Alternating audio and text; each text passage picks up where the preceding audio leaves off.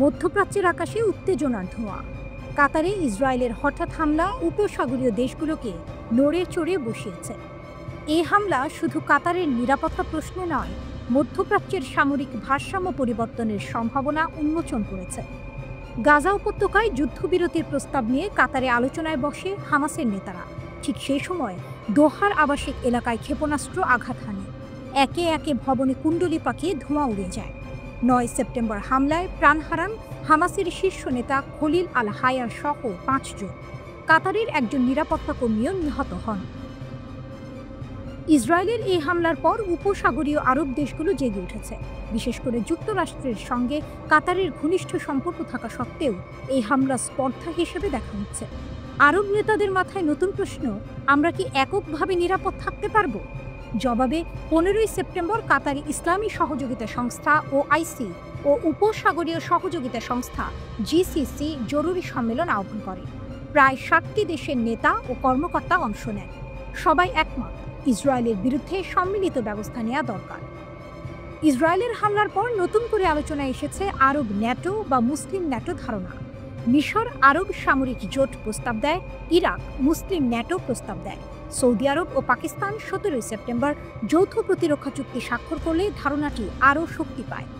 এই ন্যাটো ধাঁচের জোট যদি গঠিত হয়, তাহলে একটি দেশের উপর হামলা মানে সব দেশের উপর হামলা এবং সদস্যরা মিলিতভাবে প্রতিক্রিয়া জানাবে।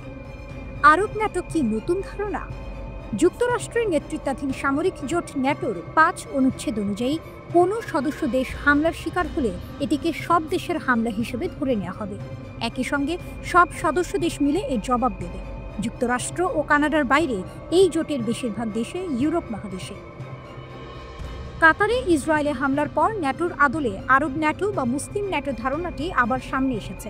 মিশরের সংবাদ মাধ্যম দ্য ন্যাশনাল নিউজ জানিয়েছে, কাতারে হামলার পরিপ্রেক্ষিতে মিশরের পক্ষ থেকে আরব সামরিক জোট এর প্রস্তাব দিয়েছে কায়রো। এছাড়া OICর সম্মেলনে ইরাকের পক্ষ থেকে মুসলিম ন্যাটো গঠনের প্রস্তাব এসেছে। বাস্তবতা, তবে আরব ন্যাটো গঠন সহজ হবে না। দেশের মধ্যে ভিন্ন স্বার্থ, নেতৃত্ব নির্ধারণ ও সদর দপ্তরের অবস্থান নিয়ে দ্বন্দ্ব রয়েছে। ২০১৫ সালে মিশরের প্রস্তাব ভেস্তে যায় এই কারণে। তুরস্কের মতো দেশকে অন্তর্ভুক্ত করতে রাজি হয়নি আরব দেশগুলো। এছাড়া GCCর পূর্বের অভিজ্ঞতাও সতর্ক করে, হুথিদের হামলার সময় তারা যৌথ পদক্ষেপ নিতে ব্যর্থ হয়েছিল। কাতারে হামলা, সৌদি পাকিস্তান চুক্তি এবং ইসরায়েলের উচ্চাকাঙ্ক্ষা মধ্যপ্রাচ্যের মানচিত্রে নতুন ভাবনা জাগাচ্ছে। গ্রেটার ইসরায়েল পরিকল্পনা বাস্তবায়ন করতে চাইছে ইসরায়েল, যেখানে ফিলিস্তিন, লেবানন, সিরিয়া ও জর্ডান অন্তর্ভুক্ত। আরব নেতারা এই হুমকি হালকাভাবে নিচ্ছেন না। জনগণের ক্ষোভও তীব্র, বিশেষ করে গাজায় গণহত্যা এবং যুক্তরাষ্ট্রের নীরবতার কারণে। সৌদি আরব পাকিস্তান যৌথ প্রতিরক্ষা চুক্তি, কাতারের নিরাপত্তা উদ্বেগ এবং ইসরায়েলের আগ্রাসী মনোভাব সব মিলিয়ে আরব ন্যাটো বা মুসলিম ন্যাটোর সম্ভাবনা। সৌদি আরব পাকিস্তান যৌথ প্রতিরক্ষা চুক্তি, কাতারের নিরাপত্তা উদ্বেগ এবং ইসরায়েলের আগ্রাসী মনোভাব সব মিলিয়ে আরব ন্যাটো বা মুসলিম ন্যাটোর সম্ভাবনা আবার আলোচনায় এসেছে। তবে বাস্তবতা কঠিন। সদস্য দেশগুলোর মধ্যে ঐক্য এবং নেতৃত্ব নিয়ে দ্বন্দ্ব, আঞ্চলিক আধিপত্যের হিসাব সবই জোট গঠনের পথে বড় বাধা। মধ্যপ্রাচ্যের এই নাট্যক্ষেত্রে এখন নতুন সম্ভাবনা আর চ্যালেঞ্জের যুগ শুরু হয়েছে। আরব নেতারা দাঁড়াচ্ছেন নতুন কৌশল ও যৌথ প্রতিরক্ষার পথে, যেখানে আঞ্চলিক শান্তি ও নিরাপত্তার ভার তাদের হাতে।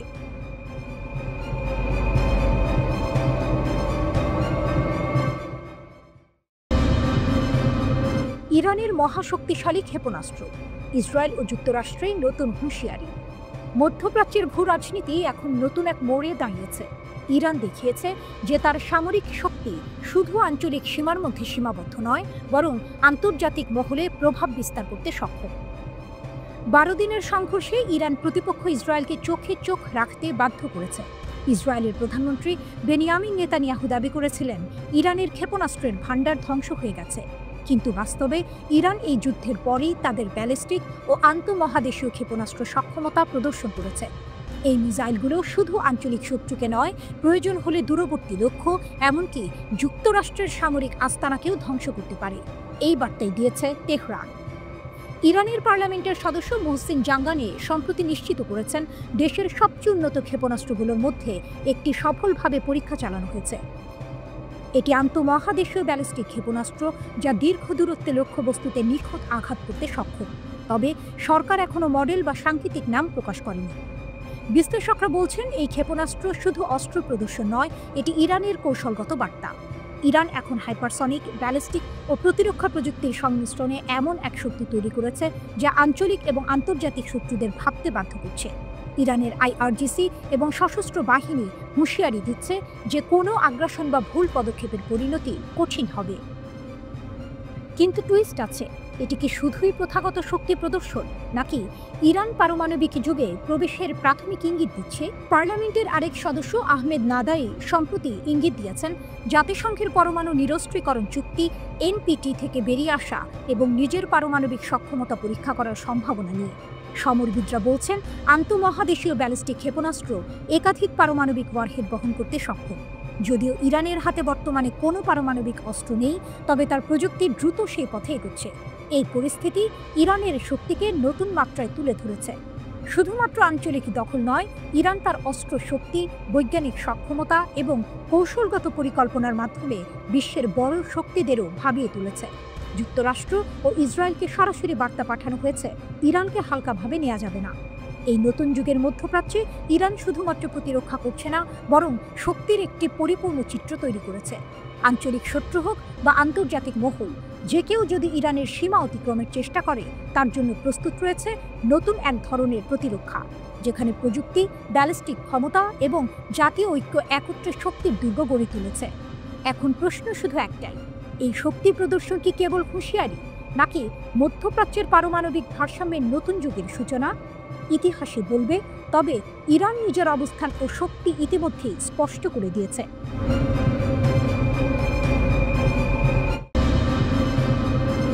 যুদ্ধের পর নিজেদের সামরিক শক্তিকে নতুন করে সাজাচ্ছে ইরান। শত্রুদের আগ্রাসনের প্রতিক্রিয়ায় তারা প্রতিটি ব্যর্থতাকে শক্তিতে রূপান্তরিত করছে। আকাশ প্রতিরক্ষা ব্যবস্থা, ব্যালিস্টিক ও ক্রুজ ক্ষেপণাস্ত্রের ভাণ্ডার, আধুনিক সামরিক মহড়া, সবই ইরানের নতুন আগমনী বার্তা বহন করছে। গত জুনে ইসরায়েল ইরানের গুরুত্বপূর্ণ পারমাণবিক স্থাপনায় হামলা চালায়। এরপর আমেরিকা ইসরায়েলের পাশে যোগ দিয়ে আরও 3টি স্থাপনায় আঘাত করে। কিন্তু তেহরান কোনোভাবে বিচলিত হয়নি। উল্টো 12 দিনের মধ্যে যুদ্ধ শেষ করতে বাধ্য হয় ইসরায়েল ও আমেরিকা। এই যুদ্ধ ইরানের অভিজাত সশস্ত্র বাহিনী, আইআরজিসির সক্ষমতা ও জাতীয় ঐক্যের পরিচয় দিয়েছে। ইরান আগের যুদ্ধে শেখা শিক্ষাকে কাজে লাগিয়েছে। আইআরজিসি ঘোষণা করেছে যে তারা দখলদার ইসরায়েল এবং আমেরিকার সম্ভাব্য হুমকির জবাব দিতে এখন পুরোপুরি প্রস্তুত। অস্ত্রের ঝনঝনানি, ক্ষেপণাস্ত্রের গর্জন এবং সামরিক মহড়া সবই ইরানের শক্তিশালী অবস্থান নিশ্চিত করছে। ইরান এই প্রতিরক্ষা শক্তিকে শুধুই প্রতিরোধের জন্য নয়, শত্রুকে দ্বিতীয়বার ভাবতে বাধ্য করার জন্য সাজাচ্ছে। আকাশ, সমুদ্র ও স্থল, 3টে ক্ষেত্রেই তাদের প্রতিরক্ষা ব্যবস্থা দৃঢ়। তেহরান প্রমাণ করেছে, শত্রু যত বড় শক্তি হোক, ইরান নিজস্ব কৌশল ও প্রযুক্তি ব্যবহার করে প্রতিক্রিয়ার নতুন মাত্রা তৈরি করতে সক্ষম। ইরানের সামরিক ইতিহাসও শক্তির প্রমাণ বহন করে। 1980 সালে ইরাকের পূর্ণমাত্রার আগ্রাসনের সময় ইরান 8 বছর ধরে প্রতিরোধ গড়ে তোলে। তখন আমেরিকা ইরাককে সমর্থন করলেও ইরান হেরে যায়নি। আইআরজিসি মনে করিয়ে দেয়, সেই যুদ্ধের অভিজ্ঞতা এখনও তাদের সম্ভাব্য হুমকির মোকাবিলার মূল ভিত্তি। ইরানের সামরিক পুনর্গঠন শুধু অস্ত্রভাণ্ডার বৃদ্ধি নয়, আইআরজিসি জানাচ্ছে জাতীয় ঐক্য ও সামরিক কৌশল একত্রে শত্রুদের জন্য শক্তিশালী প্রতিবন্ধক।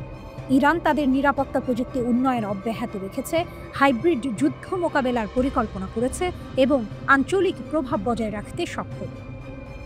এই প্রস্তুতির মধ্যে হাইপারসনিক ও ব্যালিস্টিক ক্ষেপণাস্ত্রের অন্তর্ভুক্তি, কৌশলগত মহড়া এবং সামরিক প্রযুক্তির আধুনিকীকরণ ইরানের শক্তিকে আন্তর্জাতিক দৃশ্যপটে এক অনন্য অবস্থানে দাঁড় করিয়েছে। ইসরায়েল ও আমেরিকাকে বারবার সতর্ক করা হয়েছে, যদি ভুল পদক্ষেপ নাও, পরিণতি ভোগ করতে হবে। ইরান এখন যুদ্ধের আগের যে কোনো পরিস্থিতি মোকাবিলায় সম্পূর্ণ প্রস্তুত। অতীতের ক্ষত ও অভিজ্ঞতাকে শক্তিতে রূপান্তরিত করে তারা আন্তর্জাতিক মঞ্চে নিজেদের সশস্ত্র, সংহত ও জাগ্রত অবস্থান দেখাচ্ছে। আইআরজিসি হুঁশিয়ারি দিচ্ছে, যে কোনো আগ্রাসন চেষ্টা ব্যর্থ হবে, কারণ ইরান এক দুর্গের মতো দাঁড়িয়ে আছে। এখন ইরানের বার্তা স্পষ্ট, শত্রু যত শক্তিশালী হোক, তাদের প্রতিরোধ, কৌশল এবং ঐক্য ইরানকে পরাজিত করতে পারবে না।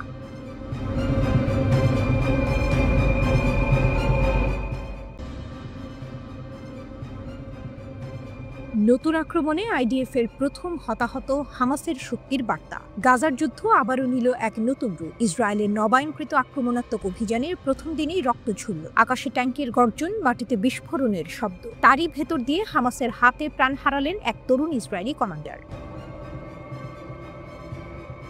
মাত্র ২৭ বছর বয়স, নাম বোজাগ্লো। গাজার রাস্তায় ট্যাঙ্ক অগ্রযাত্রা চালাচ্ছিলেন তিনি। হঠাৎ এক প্রচণ্ড বিস্ফোরণ, হামাস যোদ্ধাদের ছোড়া আরপিজি সোজা আঘাত হানে আইডিএফ এর ৭৭তম ব্যাটালিয়নের ট্যাঙ্কে। মুহূর্তেই পরিস্থিতি পাল্টে যায়। আহত কমান্ডারকে হাসপাতালে নেওয়া হলেও শেষ পর্যন্ত বাঁচানো যায়নি। চিকিৎসকদের সর্বোচ্চ চেষ্টা সত্ত্বেও শেষ নিঃশ্বাস ত্যাগ করেন তিনি। এভাবেই শুরু হলো গাজার নতুন অভিযানে আইডিএফ এর প্রথম বড় হতাহতের ঘটনা। হুক এখানে। ইসরায়েল ভেবেছিল নতুন আক্রমণ মানেই দ্রুত বিজয়, কিন্তু হামাস দেখিয়ে দিল প্রতিটি রাস্তায়, প্রতিটি মোড়ে লুকিয়ে আছে প্রতিরোধ। ট্যাঙ্কের লোহার দেয়াল ভেদ করে এখনো আঘাত হানতে পারে তাদের হাতে থাকা আরপিজি।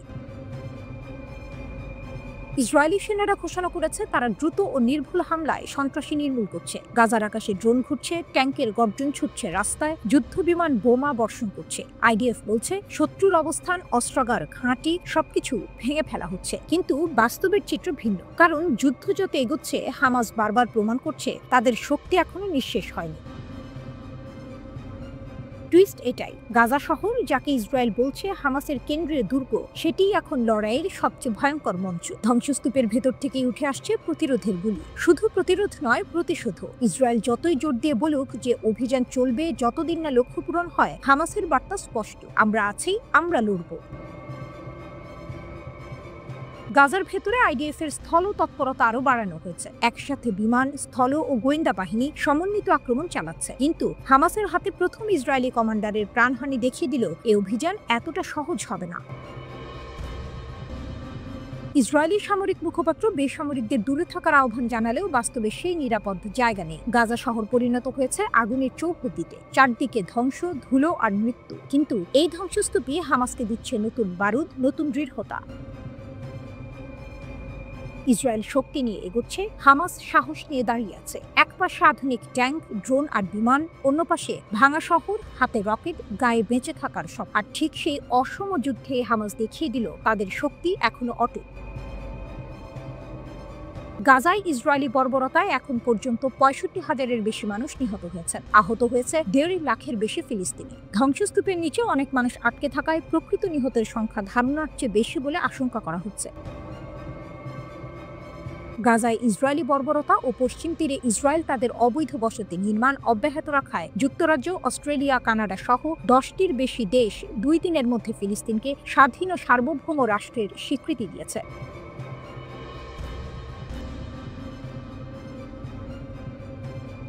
চব্বিশ ঘন্টার মধ্যেই দ্বিতীয়বার গাজা শহরের ধ্বংসস্তূপের ভেতর থেকেও আগুন ঝড় তুলল হামাস। ইসরায়েলি হামলা, ট্যাঙ্ক, গুলি সবকিছু সত্ত্বেও মাটি ভেদ করে উঠে এলো প্রতিরোধের রকেট। আবারও আকাশে সাইরেন, আবারও ইসরায়েলের প্রতিরক্ষা ব্যবস্থার সামনে চ্যালেঞ্জ। দক্ষিণ ইসরায়েলের নাহাল ও সীমান্তের দিকে হঠাৎ ছুটে আসে একটি রকেট। সাইরেন বাজতে শুরু করে চারপাশে, আতঙ্ক ছড়ায় গ্রাম জুড়ে। ইসরায়েলি সেনারা তড়িঘড়ি ঘোষণা দেয় একটি ইন্টারসেপ্টর মিসাইল আকাশ ছুড়ে রকেটটি প্রতিহত করা হয়েছে। কাগজে কলমে বিজয়, কিন্তু বাস্তবে এর ভেতরেই লুকিয়ে আছে আতঙ্কের বার্তা। কারণ গাজার মাটিতে দমে নেই হামাস। বোমা ঝুটছে শহরের উপর, প্রতিদিন নতুন করে ভেঙে যাচ্ছে ঘরবাড়ি। কিন্তু এই ভাঙা শহর থেকেই প্রতিশোধের আগুন জ্বালিয়ে দিচ্ছে তারা। স্থলভাগেও হামাসের হানা। ইসরায়েলি সামরিক বাহিনীর একজন কর্মকর্তাকে টার্গেট করে আঘাত হানে যোদ্ধারা। হতচকিত ইসরায়েলি বন্দুকধারীরা পাল্টা গুলি চালায়, হামাস যোদ্ধাদের হত্যা করে। কিন্তু প্রশ্ন রয়ে যায়, এত যুদ্ধের পরও কিভাবে দাঁড়িয়ে থাকে এই প্রতিরোধ? উত্তর গাজা থেকে ছোড়া হলো 2টি রকেট। লক্ষ্য ইসরায়েলের শহর আস্ত। একদিকে ইসরায়েলের আয়রন ডোম প্রতিহত করতে পেরেছে, কিন্তু দ্বিতীয়টি আছড়ে পড়ে খোলা মাঠে। কোনো ক্ষয়ক্ষতি হয়নি, তবে বার্তাটি স্পষ্ট, গাজা এখনই নিস্তব্ধ নয়। আশদোদের জন্য ঘটনাটি ছিল ব্যতিক্রম। এপ্রিলের পর এই প্রথম শহরটিকে রকেটের শব্দ শুনতে হলো। এতদিন ধরে বড় শহরগুলো তুলনামূলক শান্ত থাকলেও এবার সেখানে পৌঁছে গেল গাজার আগুন, যা ইসরায়েলকে ভাবিয়ে তুলেছে। যুদ্ধ যতই দীর্ঘ হোক, গাজা থেকে দীর্ঘ পাল্লার রকেট হামলা ক্রমেই বিরল হয়ে উঠছিল। কিন্তু এদিন আবারও প্রমাণ হলো হামাসের অস্ত্রাগার এখনো নিঃশেষ হয়নি। তারা চায় না শুধু প্রতিরক্ষা, তারা পাঠাচ্ছে রাজনৈতিক বার্তাও। গাজা ভাঙবে, কিন্তু হার মানবে না। ইসরায়েল ভেবেছিল গাজার শহর দখল মানে হামাসকে স্তব্ধ করা, কিন্তু বাস্তবতা হলো ভিন্ন। ধ্বংসস্তূপের নিচেও হামাস তাদের অস্তিত্ব বাঁচিয়ে রেখেছে, রকেট তৈরি করছে, গুলি চালাচ্ছে, আর বারবার মনে করিয়ে দিচ্ছে এই যুদ্ধে কেবল আকাশই নয়, ইসরায়েলের নিরাপত্তার দেয়ালও কাঁপছে। হয়তো সামরিক শক্তিতে পিছিয়ে, হয়তো প্রযুক্তিতে দুর্বল, কিন্তু প্রতিরোধে হামাস আজও দাঁড়িয়ে আছে আগুন হয়ে। প্রতিটি রকেট যেন ঘোষণা দিচ্ছে গাজার মাটিতে লড়াই এখনো শেষ হয়নি। ফিলিস্তিনের অবরুদ্ধ গাজা উপত্যকায় গণহত্যা ঠেকাতে দখলদার ইসরায়েলের উপর পূর্ণ অস্ত্র নিষেধাজ্ঞা দিয়েছে স্পেন। দেশটির সরকার এই নিষেধাজ্ঞার অনুমোদন দিয়ে ডিক্রি জারি করেছে। স্প্যানিশ অর্থমন্ত্রী কার্লোস কুয়াপ্রো এক সংবাদ সম্মেলনে বলেছেন, নিষেধাজ্ঞার আওতায় ইসরায়েলের স্পেন কোনো সামরিক সরঞ্জাম, দ্বৈত ব্যবহারের সামরিক পণ্য এবং প্রযুক্তি পাঠাবে না। এছাড়াও স্পেনও এই ধরনের কোনো পণ্য বা প্রযুক্তি আমদানি করবে না। নিষেধাজ্ঞার আওতায় সামরিক কাজে ব্যবহৃত হতে পারে এমন বিমানের জ্বালানির অনুরোধও আটকে দিয়েছেন স্পেন। সঙ্গে ফিলিস্তিনের অধিকৃত পশ্চিম তীরে অবৈধ ইসরায়েলি বসতিগুলো থেকে আসা পণ্য আমদানি এবং সেগুলোর বিজ্ঞাপনও স্পেনে প্রচারে নিষেধাজ্ঞা দেওয়া হয়েছে।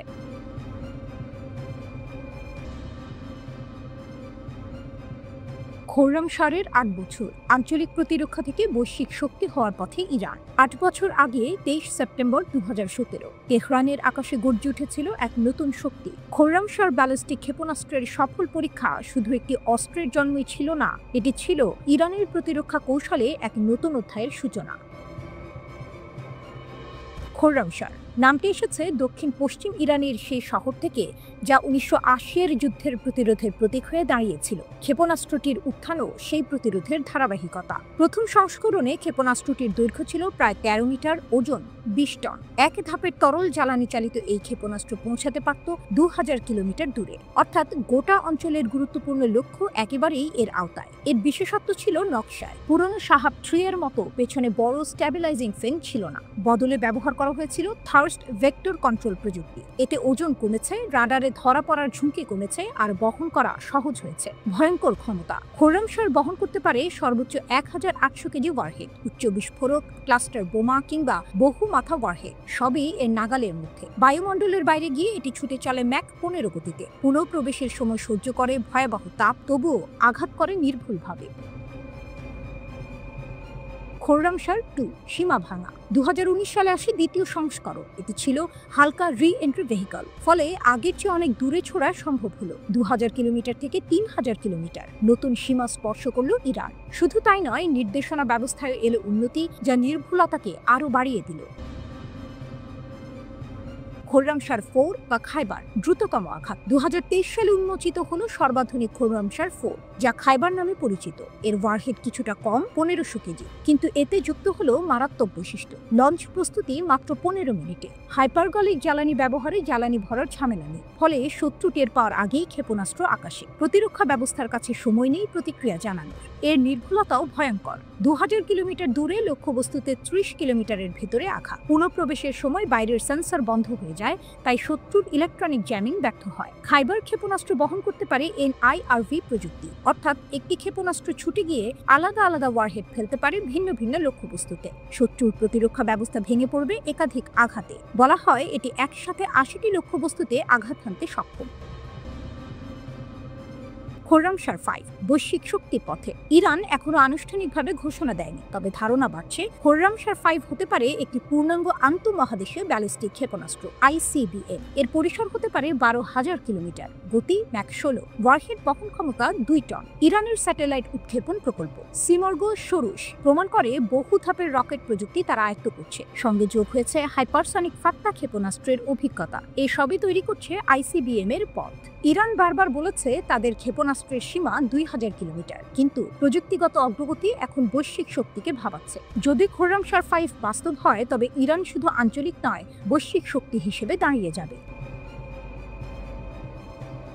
খোররাম শাহরের যাত্রা ৮ বছরে প্রমাণ করেছে ইরান ধাপে ধাপে নিখুঁতভাবে এগোচ্ছে। গতি, পাল্লা, নির্ভুলতা, ওয়ারহেড সব ক্ষেত্রেই উন্নত। প্রতিরোধ থেকে প্রতিরক্ষা, আর প্রতিরক্ষা থেকে এখন বৈশ্বিক প্রতিরোধের পথে। খোররাম শাহ আজ শুধু একটি ক্ষেপণাস্ত্র নয়, এটি ইরানের প্রযুক্তি, অধ্যবসায় ও শক্তির প্রতীক।